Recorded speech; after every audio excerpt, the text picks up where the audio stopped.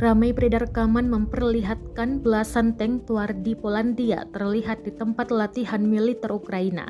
Rekamannya beredar di Telegram pada Senin 17 April 2023. Dalam keterangan unggahan disebutkan, tampak tank RT-91 Tuardi buatan Polandia di salah satu tempat latihan di Ukraina.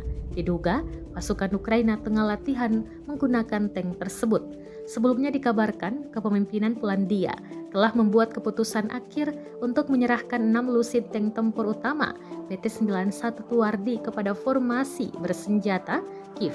Jumlah ini cukup untuk mengganti kerugian 2 batalion. Dukungan senjata untuk Ukraina terus bertambah.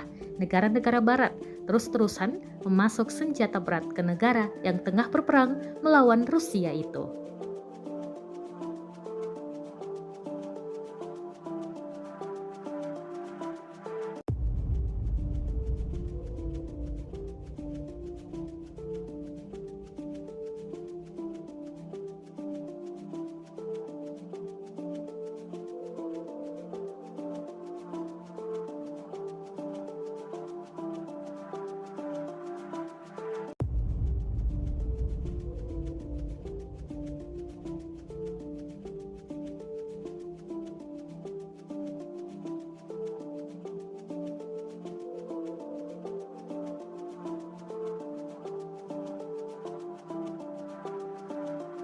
Terima kasih sudah nonton.